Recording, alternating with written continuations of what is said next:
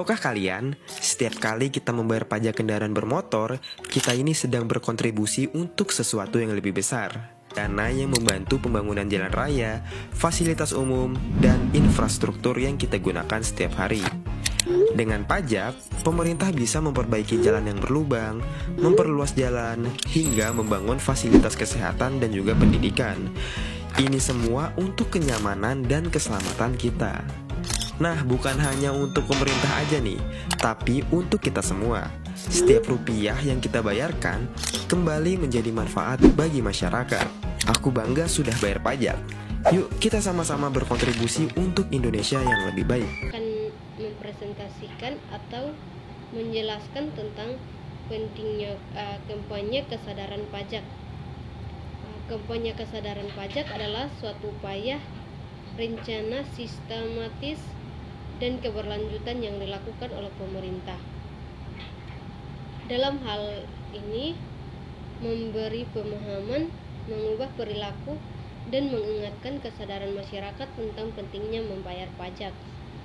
Berikut ini akan menjelaskan mengenai kampanye kesadaran pajak. Yang pertama, mengapa kampanye itu penting?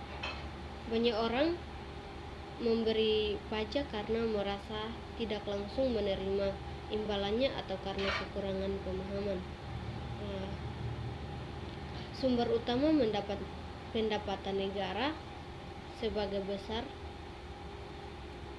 anggaran pendapat dan belanja negara dibiayai oleh pajak, dan fasilitas publik, jalan raya, jembatan, rumah sakit, dan sekolah yang kita gunakan sehari-hari dibangun dari uang pajak.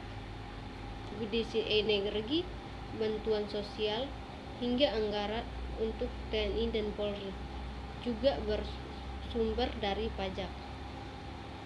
2. Sasaran kampanye kesadaran pajak.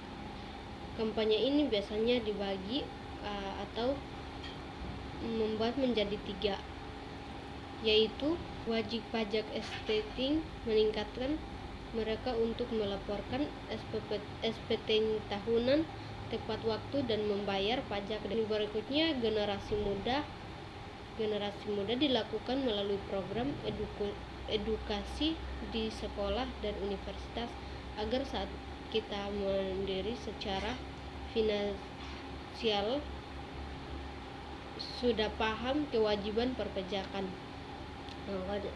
Berikutnya sektor usaha tertentu, edukasi khusus mengenai kemudahan skema tarif pajak bagi pelaku usaha mikro atau konten kreator digital yang pasarnya sedang berkembang. Yang ketiga, bentuk dan strategi kampanye. Edukasi sejak dini, sosialisasi langsung ke sekolah-sekolah dan universitas. Di Indonesia juga ada program inklusi kesadaran pajak, kampanye digital dan media sosial menggunakan infografis, video pendek atau TikTok, Instagram, dan menjelaskan fungsi apa pajak dengan bahasa yang sederhana. Iklan layanan masyarakat, pemasangan baliho, iklan di televisi, radio hingga media daring. Tantangan dalam kampanye pajak mengubah pola pikir masyarakat tentu tidak mudah.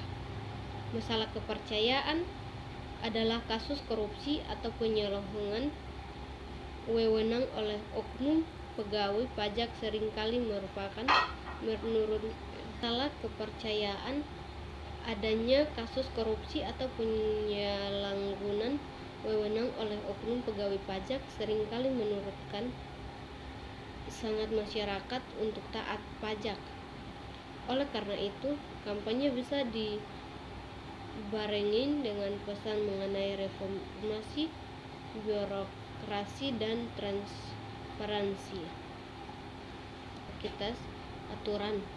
Peraturan pajak yang dianggap rumit sering membuat orang enggak mencari tahu. Kampanye modern dituntut untuk menyederhanakan aturan tersebut menjadi informasi yang mudah cerna.